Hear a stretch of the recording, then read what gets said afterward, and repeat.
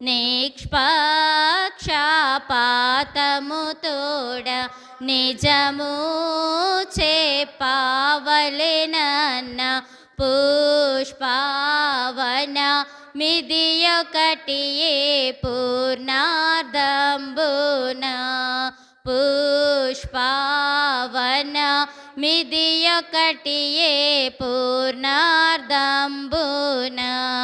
పరమార్థ కీర్తనంబు పాడించినదియే సరసమైన పుష్పాల శారోను పొలము సరసమైన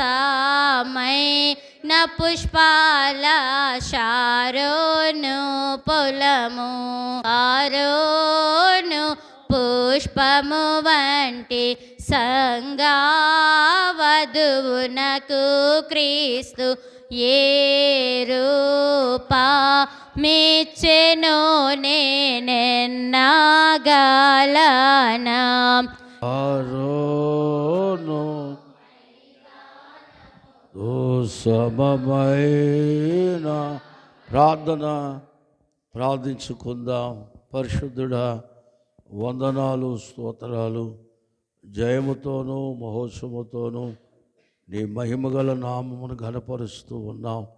దీవించండి, ఆశీర్వదించండి. ప్రతి బిడ్డను నీ మహాకృపలో వర్ధల చేయమని యేసునామమున అడుగుచున్నాం తండ్రి, ఆమేన్. ప్రభునందు ప్రియులారా, ప్రభునేసిన కృపా సమాధానం మీకు కలుగును గాక. కూర్చుందాం, దేవుని వాక్యాన్ని చదువుకుందాం. మరి అందరూ బాగా వింటారా? కింద కూర్చున్న వాళ్ళు జాగ్రత్తగా. మంచిది, దేవునికి స్తోత్రం. మీ అందరికీ దేవనామాన శుభాలు కలుగును గాక. పరమగీత గ్రంథములో 13వ వచనాన్ని చదువుకుందాం. అంజూరపు కాయలు పక్కమవుతున్నవి, ద్రాక్ష చెట్లు పూత పట్టి సువాసనలిచ్చుచున్నవి. నా ప్రియురాల సుందరవతి లెమ్మో రమ్ము.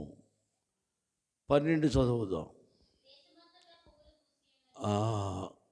దేశమంతటా నేను గత వారము పావులు స్వరం వినబడుతుంది అనే అంశాన్ని చెప్పలేదు. దేశమంతా ఏ స్వరం వినబడుతుంది? అందరు చెప్పండి. అంటే దేశమంతా ఏం జరుగుతుంది? సువార్త అంతటా ఏం జరుగుతుంది? ఇవాళ ఎక్కడ ఏ ప్రాంతానికి వెళ్ళినా ఎవరి మాట వినబడుతుంది? అమ్మా, దేవుని సువార్త. అందుకని నా పావురము నిష్కలంకరాలు. అంటే మనం 14వ వచనంకి వచ్చినప్పుడు పావురం ధ్యానిస్తాం. అందువల్ల నేను దాని గురించి ఎత్తలేదు. కింద ఇంకా ఏముంది?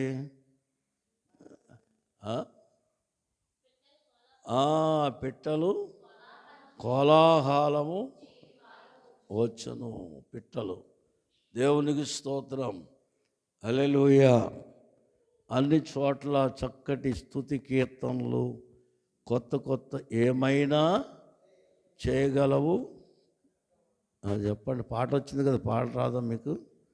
ఏమైనా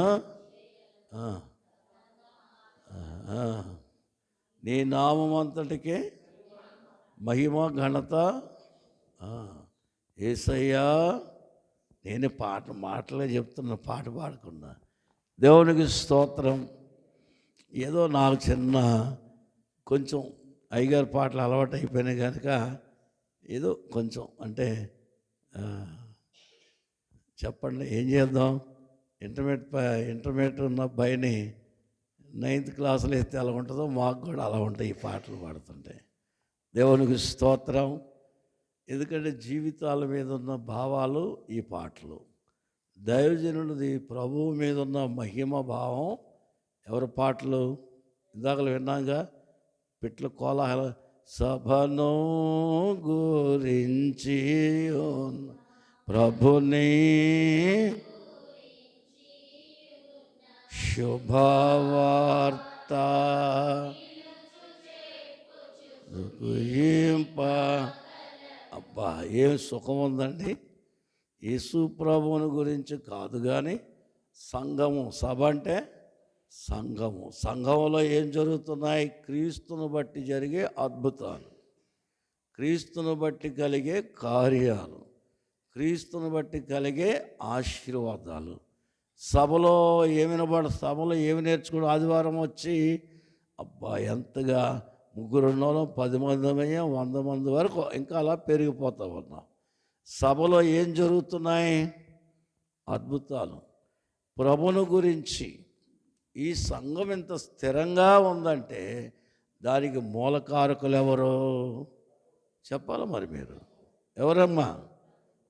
అందుకనే ఈ రెండు చెప్పుకుంటే సంఘం చూసి దేవుడు అద్భుతాలు, ప్రభువును చూసి ఆశీర్వాదాలు రోజు జరుగుతున్నాయి. ఒకరోజు జరుగుతున్నాయా? అందుకని వినుచు సంఘంలో సాక్ష్యం వింటున్నాం, బయటికి వెళ్ళి ఏం చేస్తున్నాం? వినుచు చెప్పుచు ఏం జరిగిందయ్యా అంటే నాకు ఈ అద్భుతం దేవుడు చేశాడు అని మరి ఆ సాక్ష్యాలు వింటున్నాం. బయటికి వెళ్ళి ఏం చేస్తున్నాం? వెల్లడి చేస్తున్నాం. దేవుని స్తోత్రం. ఇది అంచేది పిట్టలు కోలాహలము. ఏంటవి అంటే వాటికి అవి ఒకేసారి లేచినప్పుడు అవన్నీ కూడా పిట్టలన్నీ కలిసి పక్షులు. అయ్యగారు పాట రాశారు, ఆనందకరమైనది అనే కీర్తనలో 4వ చరణం పాడదామా? పాడదాం ఒకసారి. ఎవరైనా పాడండి 4వ చరణం. మీకు రాదులే, నేను పాడతాను. ఇటువంటి పుస్తకం. ఆనందకరమైనది మనకెంతో.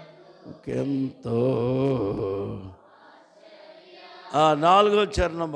రంగు పోసిన పక్షులు పాటలు పాల్కు సంగీత సామాజికులు శృంగారవనములు చెట్లపై ఫలములు నింగి కిరణాలెన్నో రంగులద్దిన పువ్వులు వంగు నీళ్ళు త్రాగు పశువులు మృగములు పొంగి ప్రవహించెడి పొడుగు నదులు వాగుల్ మంగళ ధ్వనులతో మహిమపరచు తండ్రిని ఆనంద.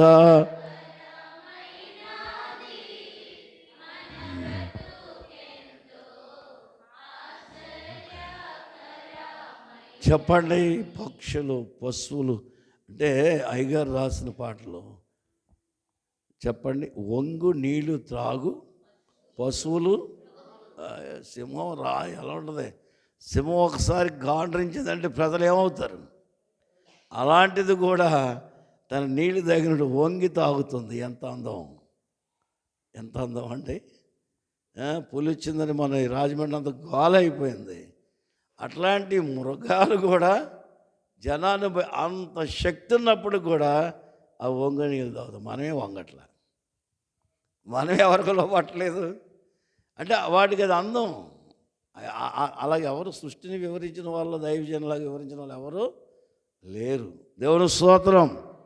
కాబట్టి ప్రియులరా, మరి ఈవేళ వచనంలో 13వ వచనంలో నా ప్రియుడు అనే మాట పలుకుతుంది. చదవండి 13వ త్వరగా. అంజూరపు కాయలు, ద్రాక్ష చెట్లు పూత పట్టి సువాసనిచ్చుచున్నవి. నా ప్రియురాల సుందరవతి లెమ్ము రమ్ము. దేవుని స్తోత్రం. కాలానుగుణ్యమైన పరిస్థితులు వచ్చినాయి.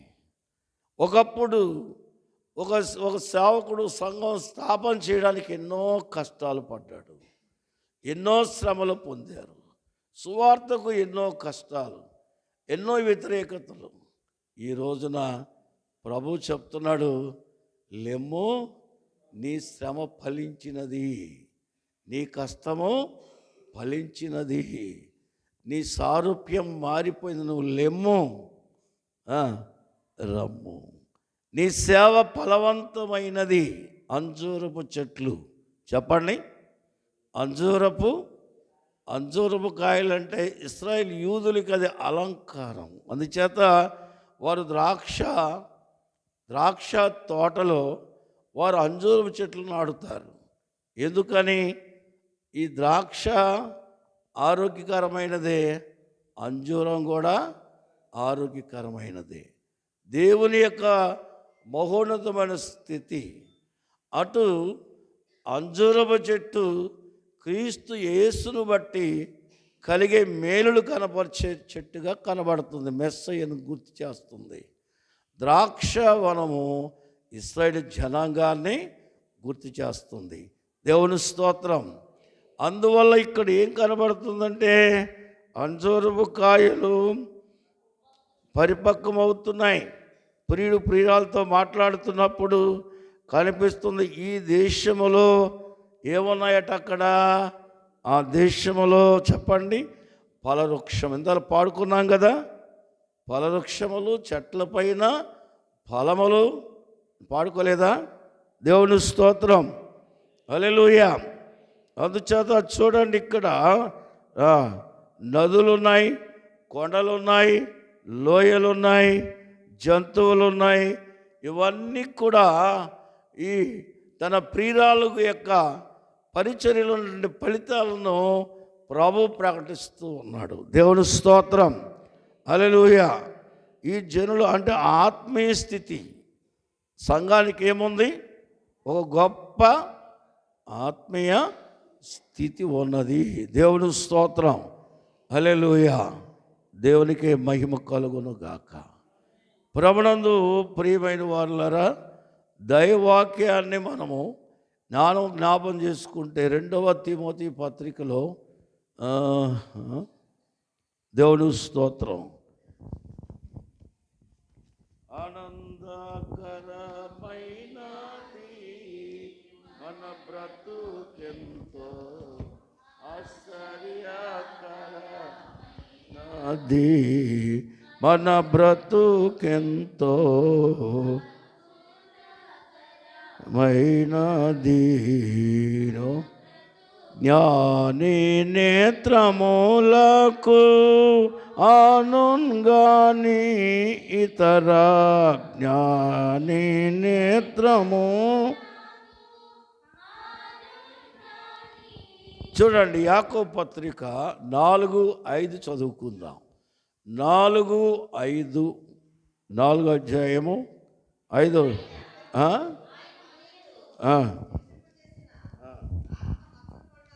ఆత్మ మత్సర అపేక్షించిన వ్యర్థం అనుకుంటున్నారు, ఎక్కువ కృపనిచ్చును. దేవుని స్తోత్రం. దేవుని ఆత్మీయ జీవితం కలిగిన వారిలో మత్సరం ఉండదు. దేవుని స్తోత్రం. ఏముండదట? దేవుని కృప కనబడుతుంది. దేవుని కృప అంటే చెప్పుకోవడం, ఒకరు అనిపించినట్టు కాదు. నీవు దేవుని కృపలో నిలిచి ఉన్నట్లు నిన్ను చూస్తున్న వారికి ఎవరి కృప కనబడాలా? గట్టిగా చెప్పాలి అందరూ. దేవునికే మహిమ కలుగును గాక. అందుకని ఇక్కడ మనం చూస్తే అంజూరపు కాయలు ఏమవుతున్నాయి అమ్మా? పరిపక్వం అవుతున్నాయి. పరిపక్వం. ఒకటి అంజూరపు కాయలు. చెప్పండి, అది పక్వమైతే తినడానికి పనికి వస్తుందా? కాయగా ఉంటే పనికి వస్తుందా? దేవునికి స్తోత్రం. అందుచేత దైవ సంబంధమైన ఆత్మీయ ఫలితాలు ఇచ్చేటువంటి జీవితాన్ని ప్రియురాలతో మాట్లాడుతున్నాడు. సంభాషణ పెంచుతూ మాట్లాడుతున్నాడు. ఆత్మీయ స్థితిని ఆయన తెలియజేస్తున్నట్టు చూస్తున్నాం. కనుక విశ్వాసుల యొక్క అనుబంధము లేక ద్రాక్ష చెట్టు పూత పుట్టిన మాట కనబడుతుంది. ఏ చెట్టు అమ్మా? పూత పట్టినట్లుగా మనం చూస్తాం. దేవుని స్తోత్రం, హల్లెలూయా. కాబట్టి ఇక్కడ మనం చూస్తే వాక్యము నుండి వచ్చు సాక్ష్యము, వాక్యము నుండి వచ్చిన సాక్ష్యము అని చెప్పవచ్చు. దేవునికి స్తోత్రం.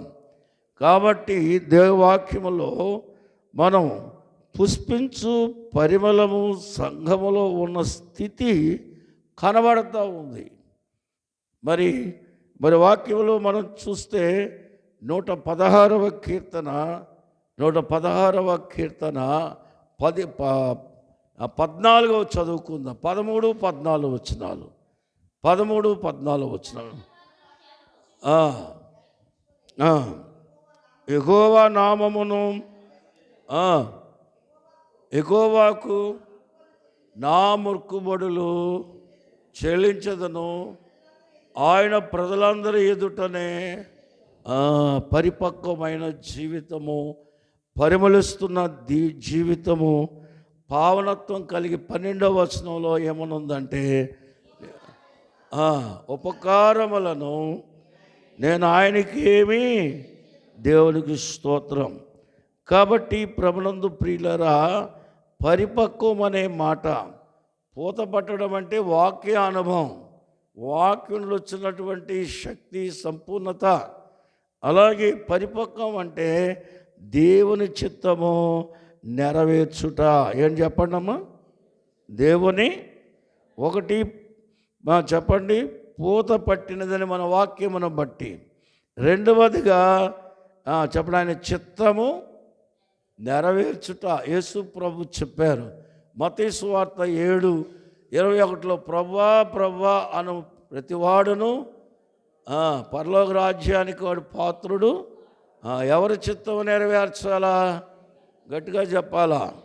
అందుకని నీవు దేవుని చిత్తము నెరవేర్చావు, నీ ఆత్మీయ జీవితం పరిపక్వమైనది అనే మాటను బట్టి చూడండి. మత్తయి సువార్త 25:19 కూడా చదువుకుందాం. త్వరగా చదివేయండి, తొందరగా. 25:19 చదువుతారా? ఆ దాసుడు యజమానుడు వచ్చు తీసుకున్నవాడు దేవునికి స్తోత్ర. దేవుని చిత్తము నెరవేర్చుతా అంటే ఆయన ఇచ్చినటువంటి ముగ్గురికి ఆయన ఆ యజమానుడు ధనం ఇచ్చాడు. అందులో 5కి 5, 3కి 3 చెప్పండి, 2కి 1 ఏం చేశాడు? పాతి పెట్టాడు. ఏం చేశాడు? చెప్పండి. ఏం చేశాడమ్మా?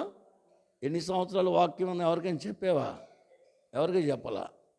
నీ అనుభవాలు ఎవరికైనా చెప్పావా? ఎవరికి చెప్పలా. నీకు పొందినటువంటి క్రీస్తుని బట్టి పొందిన ఆశీర్వాదాలు ఎవరికైనా సాక్షిగా ఉన్నా పాతేశావు. ఏం పాతేశావు? అంచేత ఉపయోగపడాలన్నాడు. దేవునికి స్తోత్రం. అందుకని దైవ చిత్తము ఏంటది? మూడవదిగా మనం చూస్తే చూడండి, నరుని యొక్క దైవజనులు ఏమన్నారంటే వరుని యొక్క స్మరణ ఏముండాలా? వరుని ప్రేమ. 25:10 వచనం మనం చూద్దాం. 10 మంది కన్యకులు ఉన్నారు, 5గురు క్రమముగా స్మరించారు గనక లోపలికి వెళ్ళారు, 5గురు బయట ఉండిపోయారు. చదవండి, ఏమని ఉంది అక్కడ 10వ వచనంలో? వచ్చాను. దేవుని స్తోత్రం. ఎవరైతే సిద్ధంగా ఉన్నారో, స్మరించారో వారు. అందుకని 1:3 ఎవరి స్మరణ ఉంది సంఘానికి? ప్రభు యొక్క స్మరణ. దేవుని స్తోత్రం. కాబట్టి ప్రియులరా, ఆయన యొక్క పరమగీత పావనత్వాన్ని చూపిస్తూ ఉన్నది. కాబట్టి యోహాను సువార్తలో 15వ అధ్యాయము చూడండి, 11వ చదువుకుందాం. 11వ వచనం. మీ యందు నా సంతోషము ఉండవలననియు, మీ సంతోషము ఏం కావాల్సి ఉంది? ప్రభు యొక్క స్మరణ అంటే నీ సంతోషం పరిపూర్ణం కావాలి. ఇంకా ఏదో పొందలేదని, ఏదో అందుకోలేదని, ఏదో అందలేదని లోటు లోపం కలిగించే మాటలు నీకు రాకుండానట్లు సంపూర్ణమైన పరిపూర్ణం కావలసి ఉంది అన్నారు. అందుకని సంతోషంగా ఉన్నామా? చెప్పాలా? దేవుని స్తోత్రం. ఒకవేళ లేకపోతే అడగండి, లేకపోతే ఆయన ఇస్తాడు, అంతేగాని మూలుక్కోవద్దు అంటున్నాడు. ఆయన స్మరణనగా నా ప్రియుడా. చెప్పండి. ఇక 4 సుందరవతి. దేవుడు స్తోత్రం. ప్రియులైన దైవవాక్యంలో మనం చూస్తాం. ఆదికాండం 1:26లో మన రూపం చొప్పున మన పోలిక చొప్పున నరుని, అంటే మన పోలిక అంటే కొందరు ఎత్తుకున్నారు, కొందరు పొట్టుకున్నారు, కొంతమంది ఎర్రగున్నారు, కొంతమంది నల్లగున్నారు, కొంతమంది లావుగున్నారు, కొంత ఎలాగున్నారు. పోలిక దేవుని పోలిక అనగా దైవ లక్షణములు. దేవుని స్తోత్రం. అంచేత మనలో ఆ లక్షణాలు పెట్టి ఈ బొమ్మను ఆయన తయారు చేశాడు. దేవుని స్తోత్రం. అందుకని మనం చూస్తే అట్లే ఇక్కడ మనము ఈవేళ ఈ పాఠంలో ఇస్సాకు రెబెకా కార్యాలు కనబడతాయి. ఇస్సాకు రెబెకా చూడండి. ఇక్కడ మనం చూసినట్లయితే వరుడు అంటే నరుడు అంటే ఆయన రూపం. అట్లే వధువు వరుడు అనే మాట చూసినప్పుడు ఇస్సాకు అనే మాటకు వస్తే ఒకే సంతతి. చెప్పండి. నరుడు దేవుడు ఒక రూపమే. చెప్పండి. నరుడు దేవుడు ఎవరి రూపం చేయబడ్డాం? వధువు వరుడు ఒక రూపమే. అలాగే ఒక సంతానంలో నుంచే ఇస్సాకును రెబెకాను దేవుడు ఏర్పాటు చేశాడు. చెప్పండి. ఇస్సాకును రెబెకాను ఏర్పాటు చేశాడు. దేవుని స్తోత్రం. ఆదికాండములో చూడండి 11:27 నుంచి 29 వరకు చూస్తే మరి తెరావు సంతానము లేక నాహోరు ఇవన్నీ మనకు చరిత్రలో ఉంటాయి. ఇస్సాకు అలా తన భార్య ఒక సంతానానికి సంబంధించిన వారుగా కనిపిస్తున్నారు. వధువు రూపం క్రీస్తుదైతే దేవుని స్తోత్రం. వధువు రూపం ఎవరిది చెప్పాలి? దేవునికి స్తోత్రం. అందుకని మనం చూసినట్లయితే మరి గలతీ 4:19 ఏముంది? మీ యందు క్రీస్తు యేసు స్వరూపం ఏర్పడే వరకు నాకు ప్రసవ వేదన అన్నాడు పౌలు. అంటే ఎవరి రూపంలో ఉంది సంఘం చెప్పాలా? నరుడు రూపం నుంచి వరుని రూపంలోకి రావాలి. ఎవరిలో నుంచి? నరుని రూపంలో నుంచి. ఒకే సంతానం కలిగి రెబెకా ఇస్సాకు కలిగి ఉన్నట్టుగా యేసుక్రీస్తు రక్తంలో కడగబడిన విశ్వాసి క్రీస్తు సారూప్యంలోనే ఉండాలా? ఎవరు సారూప్యం? దేవుని స్తోత్రం. కనుక క్రీస్తు రక్తములో కడగబడినట్లుగా మనం చూస్తే ఈ సౌందర్యం సంఘానికి ఎలా వచ్చింది అంటే మనం ఏం చూస్తాం వాక్యంలో? చెప్పండి. పేతురు 1:19 ఏమనుంది? అమూల్యమైన రక్తము చేత మీరు విమోచించబడితిరి. దేవుని స్తోత్రం. అందుకని క్రీస్తునకును చూడండి వధువు సంఘము రెబెకా వంటిది సంఘం. క్రీస్తు అనే మనం ఇస్సాకు వంటిది, ఇస్సాకు సారూప్యంలో క్రీస్తు ఉంటే రెబెకా సంఘ సహవాసానికి సంబంధించిందిగా ఉంది. అందువల్ల రెబెకా అనే మాటకు వచ్చినప్పుడు పోల్చినప్పుడు ఆమెలో ఉన్న దైవ లక్షణాలు ఆమెలో ఏమున్నాయి? దైవ సుందరవతి. ఓసారి అనండి. ఎంత బాగున్నామో మనం ఆయన కంటికి. అబ్బా చెప్పండి. లొట్ట ముక్కు ఉంది, లొట్టకళ్ళు ఉన్నాయి, మంచిగా ఉన్నాయి, మిటకలు ఎత్తున్నాం, కానీ ఆయనకి మాత్రం సుందరంగా ఉన్నామట. మనం ఉన్నామా? మంచిదండి. దేవుడు స్తోత్రం. హల్లెలూయా. చూడండి ఇక్కడ మనం చూస్తే ఆమెలో దైవ లక్షణాలు ఏర్పడ్డాయి. 24వ అధ్యాయము 11వ వచనం ఆదికాండంలో ఎలియాజరు గారు ఎదుర్కొన్నారు. ఆమెని ఎదుర్కొన్నప్పుడు ఆమెను ఏమన్నారు? ఒంటెలకు నీళ్ళు పోస్తావా అన్నారు. పోస్తానందా పోయినన్నదా? అదే లక్షణం. నువ్వెవడవో నీ ఊరు ఒంటి కొంచెం తాగొద్దా? చెప్పండి. 10 ఒంట్లకు నీళ్ళు పోయాలంటే మాటలా? నేను పోస్తానన్నదా పోయినందా? దేవుని స్తోత్రం. కాబట్టి దైవ లక్షణాలు, దైవ లక్షణం అంటే చూడండి. ఒంటెలంటే సంఘం, బావి అంటే చెప్పండి, బావి అంటే సంఘం, ఆ సంఘంలో నీరంటే వాక్యం. వాక్యం చెప్పండి, సకల జనులు ఒంటెలుగా ఉన్నారు. ఈ నీళ్ళు ఆమె పోసినట్టుగా సంఘంలో కూడా విశ్వాసి వాక్యం నేర్చుకోవాలా. ఏమి నేర్చుకోవాలా చెప్పండి? దాహము కలిగిన వారికి ఆ వాక్యాన్ని నీళ్ళు పోసినట్టుగా అందరి దాహం తీర్చగలిగింది దేవుని వాక్యం. ఆ వాక్యాన్ని వెల్లడి చేయాలా. దేవుని స్తోత్రం చెప్పండి. ఒంట్లు తాగే లేవా? చాలామంది ఒంట్లు లాంటి మనుషులే ఉంటారు. వాళ్ళు వింటారు, మారు, అది నీకు అనవసరం. నీ పనేంటి? వాక్యము. అలాగున ఇక్కడ మనం చూస్తే సంఘం యొక్క సుందర స్థితి అంటే దైవ లక్షణములు కలిగి. దేవుని స్తోత్రం. ఒకటి మనం చూస్తే రెబెకాను పోలుద్దాం. ఒకటి రెబెకాలో ఉన్న మొదటి లక్షణం పరిశుద్ధత. చెప్పండి. అందుకనే ఆమెను ఏమన్నారు? కలంకము లేని కన్యక. 25, 24, 15, 16 వచనాలు ఏమనుంది ఆమె? మిక్కిలి కాబట్టి పరిశుద్ధత. కనుక హెబ్రీ పత్రిక 12, 14 ఏముంది? పరిశుద్ధత లేకుండా ఎవడనో ప్రభువుని చూడడు. దేవుని స్తోత్రం. హల్లెలూయా. ముందు సంఘములో ఉన్న లక్షణాలు చెప్తున్నాడు. రెండవది చూస్తే పరిచర్య. ఏం చేసిందామె? ఒంట్లన్నిటికీ నీళ్లు పోసింది. రోమాపత్రికలో 12వ అధ్యాయము 7వ వచనం చూస్తాం.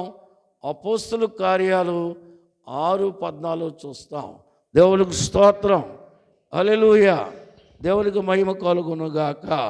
ఆమేన్. మూడవదిగా చూస్తే రెబెకమ్మకు ఎలియాజరు ఏమిచ్చాడు? నగలు. ఏమిచ్చాడు చెప్పండి? నగలు. పరిశుద్ధాత్మ దేవుడు నీకేమిస్తాడు? వరాలు. దేవుని స్తోత్రం. ఆమె నీళ్లు పోసి ఒళ్ళు వంచి పనిచేసింది, చెమటూర్చింది గనక ఎలియాజరు ఏమిచ్చాడు? గట్టిగా చెప్పాలా. సంఘములో ఉపవాస ప్రార్థన, సన్నిధి, సహవాసము, సువార్త, ఆత్మీయత నీ కలిగి ఉన్నవి దేవునికి ఇచ్చుట, నీ ప్రాణాత్మలు నెమ్మది కలిగే విధంగా జీవించడం ఏం కనబడుతుంది? దేవునికి స్తోత్రం. నగలు అనగా ఆత్మ ఇచ్చి వరాలను చూపిస్తూ ఉంది. మనము చూడండి, కొలసీ పత్రికలో 3వ అధ్యాయము, కొలసీ పత్రిక 3వ అధ్యాయం మనము గమనిద్దాం. దేవుని స్తోత్రం. హల్లెలూయా చెప్దాం అందరం. 3వ అధ్యాయము, గలతీ పత్రిక 3 కాదండి, కొలసీ పత్రిక 3:12. ఏర్పరచబడిన వారును పరిశుద్ధులను ప్రియులైన వారికి తగినట్లు జాలిగల మనస్సు, దయాలత్వము, వినయమును, సాత్వికమును, దీర్ఘశాంతమును ధరించుకొనుడి. దేవుని స్తోత్రం. పరిశుద్ధాత్మ తండ్రి ఇచ్చే ఈ దివ్యమైన ఆభరణాలు.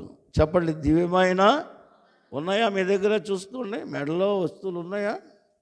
మెడలో ఉన్నట్టుగా నీ హృదయంలో, నీ ఆశీర్వాదకర జీవితంలో ఇవి నీ అనుభవంలోకి రాకపోతే ఎప్పుడు కఠినంగా ఉంటావు, కపటంగా ఉంటావు, కఠోరంగా ఉంటావు, కనికరం లేకుండా ఉంటావు, బాధ కలిగి ఉంటావు, నొచ్చుకుంటావు, ఇతరులని ఏం చేస్తావు?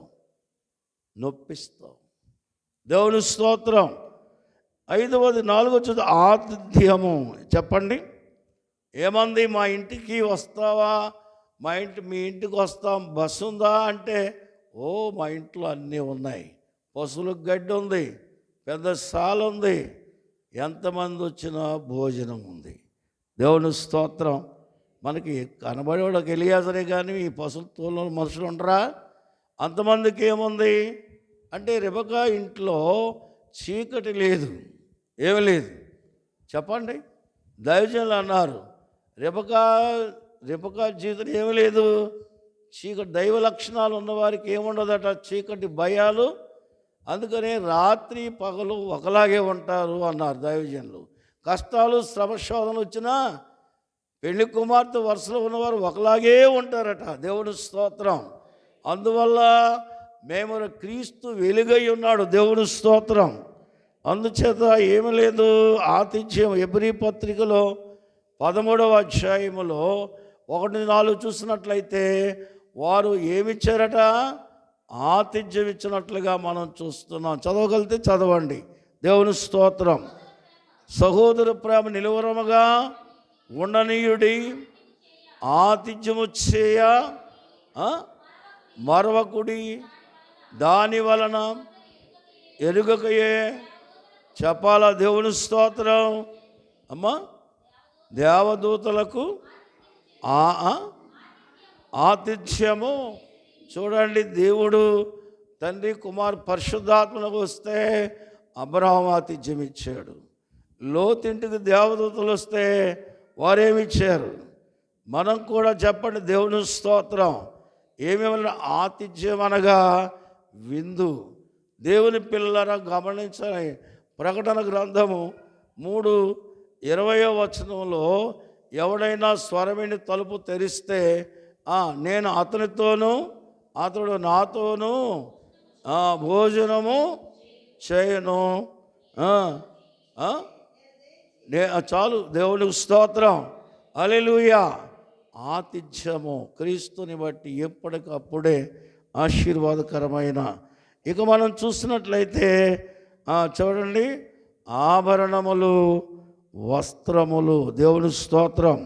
హల్లెలూయా, హల్లెలూయా. యెషయా గ్రంథము 61:10 చదువుకుందాం. 61:10 ఒకసారి గమనిద్దాం. దేవునికి స్తోత్రం. అమ్మా, ధరించుకొనిన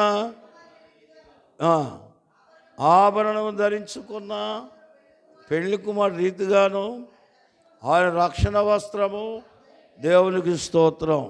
రెబెక్కమ్మకు మరి ఎలియాజరు ఏమిచ్చాడండి? ఆదికాండం 24:48 కాదండి, 24:53 చూసినప్పుడు ఆ సేవకుడు ఏమిచ్చాడు వాళ్ళకి? వెండి నగలను, బంగారు నగలను. వెండి అంటే డబ్బు, బంగారం అంటే లోహం. చెప్పండి, విలువలన్నీ, ధన సంపదలు అన్నీ ఇవ్వగలిగిన వాడు దేవుడు. దేవునికి స్తోత్రం. హల్లెలూయా. హగ్గై గ్రంథం 2:8 వెండి నాదే, బంగారము కావలసిన వెళ్ళా. రెబెక్కమ్మ కోరుకోలేదు. రెబెక్కమ్మకి ఇవన్నీ తెలియదు. కానీ చెప్పండి, ఎలియాజరు ఎలా తయారు చేసుకోగలుగుతున్నాడో పరిశుద్ధాత్మ దేవుడు నీకు తెలియనటువంటి నూతన అనుభవాలు ఇచ్చేవాడని ఇవాళ మనం ధ్యానిస్తున్న సుందరవతి. చెప్పండి, సుందరవతి దేవుని చూస్తున్నాం. ఇక మనం చూస్తే దేవునికి మహిమ కలుగును గాక. ఇక మనం వాక్యంలో చూద్దాం. ఎలియాజరు పలుకులు. ఎవరి పలుకులు? చెప్పండి, ఎలియాజరు పలుకులు. దేవుని స్తోత్రం. చూడండి, చదవమన్నానే. 24:48, 49 వచనం. 24:40 చదువుతారా? అబ్రహామును నా యజమానుని యెహోవాను స్తోత్రము చేసిదని ఆయన యజమానుని సహోదర అతని కుమారునికి సరైన మార్గములో దేవునికి స్తోత్రం. హల్లెలూయా. ఆయన లేచి మాట్లాడుతున్నాడు. అయ్యా, మీ ఆలోచన కాదు, మా ఆలోచన కాదు, దేవుని ఏర్పాటు. ఎవరి ఏర్పాటు అమ్మా? ఎవరి ఏర్పాటు? ఇవాళ మనం యేసు క్రీస్తునందు నిలిచిన పరిశుద్ధాత్మ దేవుడు చెప్పండి, క్రీస్తుకి వధువుగా సిద్ధం చేయుటకు ఆయన పని పూనుకొని చెప్తున్న మాట ఏంటి? దైవ ఏర్పాటు. ఎవరి ఏర్పాటు? కొలసీ పత్రిక 3వ అధ్యాయము 16 చదువుకుందాం. 16 త్వరగా చదవండి, టైం దగ్గర అవుతుంది. త్వరగా. కొలసి రాసిన పత్రిక. సంగీతములతోనూ ఆత్మ సంబంధమైన ఆ, ఒకనికొకడు ఆ, బుద్ధి చెప్పచ్చు. అది ఇక్కడి నుంచి కృపా సహితముగా ఆ, దేవుని గూర్చి ఆ, సకల విధములైన జ్ఞానముతో క్రీస్తు వాక్యము నివసింప చదువమ్మా క్రీచాత కానీ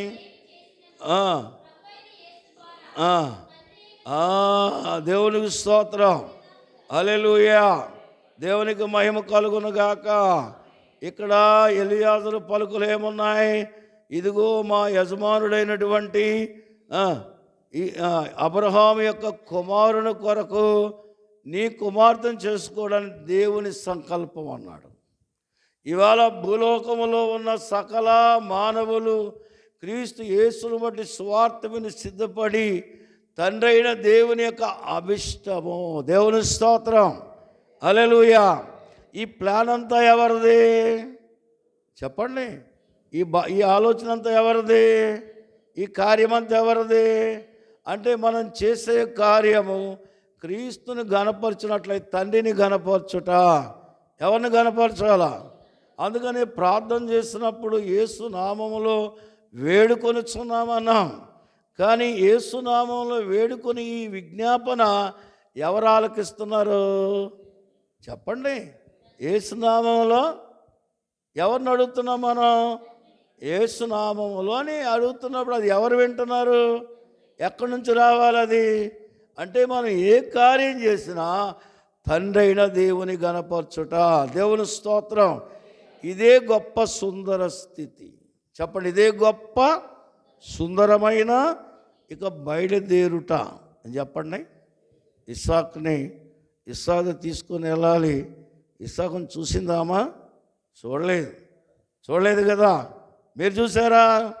మీరు కూడా చదువుతున్నారు. చూసేవారుగా బయలు మిషన్కి ఆ భాగ్యం ఉంది, దైవ సన్నిధి ఉంది కనుక దేవుని స్తోత్రం. చూడండి, కీర్తన 45:11 చదువుకుందాం. 45:11 వచనం చదువుదాం. ఈ రాజు నీ ప్రభువు, అతడు నీ సౌందర్యము, అతనికి నమస్కరించుము. పైన ఇంకా చదువు 10 చదవండి ఇప్పుడు. ఆలకించుము, ఆలోచించి చెవియొగ్గము, నీ స్వజనులను, నీ తండ్రి ఇంటిని. దేవునికి స్తోత్రం.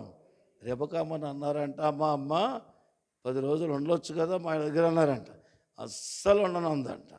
చెప్పండి, అస్సలు ఉండనంటే ఉండనందంట. అయ్యగారు అది రెడీ అన్నారు. అయ్యగారు నీళ్ళు పోస్తావా? రెడీ. ఆతిథ్యం ఇస్తావా? రెడీ. ఏ పనికైనా మరి వెళ్ళిపోదామంటే రెడీ అందంట. కానీ నేను తర్వాత అనలేదట. దేవుని స్తోత్రం. సంఘము కూడా లోకంలో నుంచి వెలుపులకు రావాలంటే లోకాసులను చంపగలిగిన శక్తి దేవుని వాక్యానికి ఉంది. అందుకని తండ్రి ఇంటిని మరువము, నీ కలిగినవన్నీ. ఈ రాజు నీ సౌందర్యం కోరుతున్నాడు, నీ అంతరంగ స్థితిని కోరుతున్నాడు, నీ ఆలోచనలన్నిటినీ నెరవేర్చగలిగినటువంటి వాడు ఈ రాజు. నీకు నీ ఆలోచనలకు తగినవాడు ఈ రాజు అని ప్రభు తెలియజేస్తుంది. దేవునికి స్తోత్రం. అందుచేత మనము ఏం చేయాలి ఇప్పుడు? వదిలి చెప్పండి, ఏం చేయాలి? వదిలి లోకంలో పట్టి పీడిస్తున్న ప్రతి బలహీనతను, ప్రతి కీడును విడిచిపెట్టాలా. ప్రభువు కొరకు వధువు లోకాన్ని విడవాలని దైవజనులు రాశారు. అందుకని చివరికి వచ్చేసాం. లెమ్ము చెప్పండి అమ్మా, లెమ్ము. దేవుని స్తోత్రం, హల్లెలూయా. దేవుని మహిమ కలుగును. యెషయా గ్రంథము 61వ వచనం. లెమ్ము తేజరిల్లము, యెహోవా నీ మీద నోటిని చదివేయండి. 61. అమ్మాయి 61 చదువుతున్నారు మీరు. నీకు కష్ట శ్రమ పాప బోధ అన్నీ కూడా తొలగిపోయి వెలుగు నీకు వచ్చున్నది. లెమ్ము తేజరిల్లుము. దేవుని స్తోత్రం. ప్రభు చెప్తున్నాడు, ఇక నేను నీతో, నీవు నాతోనే ఉంటావు కాబట్టి ఇక నీకు లోకము లేదు. లెమ్ము. దేవుని స్తోత్రం. చెప్పండి మీకా గ్రంథం 2:10 ఏముందో చదవండి. 2:10 ఒకవేళ నేను ఆలోచిస్తే మీకా గారు చెప్తున్న మాట కూడా తీసుకుందాం. 2వ అధ్యాయం. ఈ దేశము, ఈ లోకం మనకి విశ్రాంతి, ఈ దేశం మనకి, ఇవన్నీ మనకేమి, ఇవేవి మనకి విశ్రాంతి స్థలము కావు. మీరు లేచి దేవునికి స్తోత్రం, దేవునికి మహిమ కలుగును గాక. ఆమేన్. అందుకని ఇక చూస్తే దేవుని పిల్లలు గమనించండి. రమ్ము, చెప్పండి రమ్ము. భక్తులతో అనేక స్థలముల నుండి రమ్ము అంటున్నాడు దేవుడు. దేవునికి స్తోత్రం. కాబట్టి ఎక్కడికి రావాలి మనం? ప్రభువైన యేసుక్రీస్తు చెప్తున్నాడు. అందుకని మనం దైవవాక్యం, మనం చక్కటి పాటలు పాడుతాం. ఏమని? పరమ తండ్రితో, ప్రభు యేసునితో,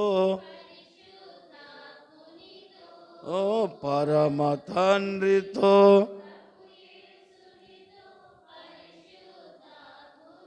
స్థిరముగనొందుము మరి దూతలతో, పరలోకముగనొందుము